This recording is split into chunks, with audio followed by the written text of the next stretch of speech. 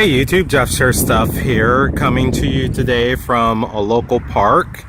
Today I'm going to be answering some of the questions that were left from some viewers, and so let's just go ahead and get right into it.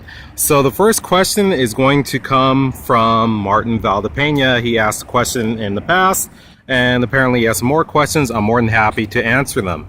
So the question that he has is, can we get a look at the engine bay? So let's go ahead and take a look at that. Alright, so here you can see the setup of the engine bay. The Subaru SVX engine fits perfectly into the Vanagon engine bay. There is no modification that has been made to the engine bay in order for the engine to fit. So hopefully you can get a good look at that. And in a moment, we're going to take a look at the underside of the engine bay. Alright, so here we are underneath the engine.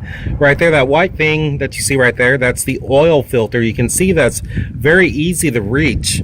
All the components of the engine with the engine swap are in areas that are very easy to reach and work on. The last thing that you want is for parts on your engine or anything on the vehicle to be difficult to reach, to work on, because if you have to start removing parts to get to certain things to work on, it's just going to increase the amount of money that you're going to have to pay for repairs.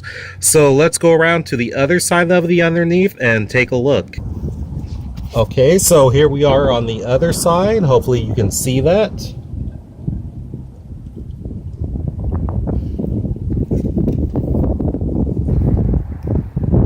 Okay, so now we have a question from Ronaldo Balmas, and his question is, what does the smart chip do?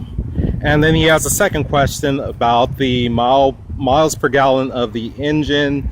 He says, I heard MPG is mid-teens. So let's go ahead with the question of the smart chip that was bought from Small Car. So what the smart chip does, or also called the ECUtune, what it does is it's an engine manager. So what it's supposed to do is increase horsepower.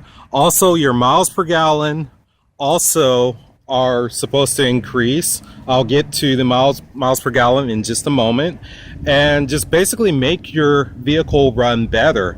So when I had my engine conversion done, I actually ended up with 2 brains for my engine, and my mechanic, he actually installed both brains, not at the same time, but one after the other. So the first brain that he installed, he said it didn't really seem to run all that good, but when he used the brain that had the smart chip attached, he said that the engine ran a lot smoother.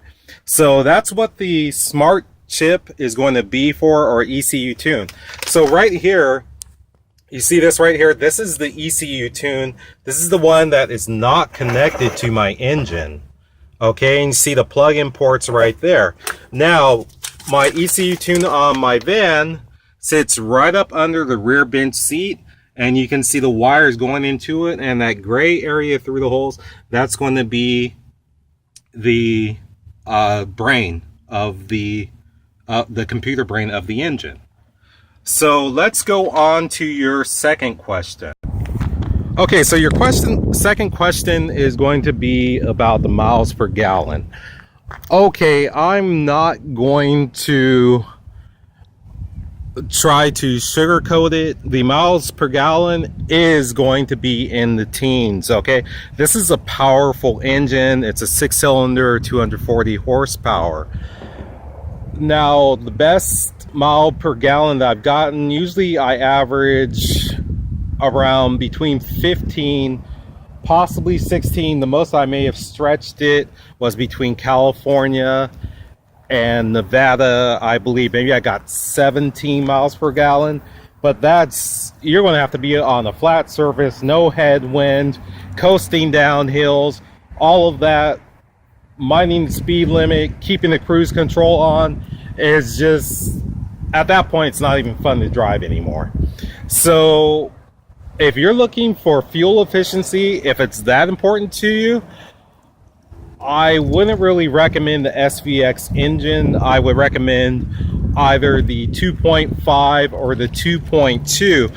And of course, don't stop there. Also investigate the diesel engines. There are diesel engines out there. There's Subaru diesel engines out there. I believe there's a guy, I believe he's located in Tennessee. He does Subaru diesel engine swaps. And then also look at the TDIs, the Volkswagen TDIs, the older models, not the ones that they're having problems with where supposedly they fix the emissions on. You want to go with the older models.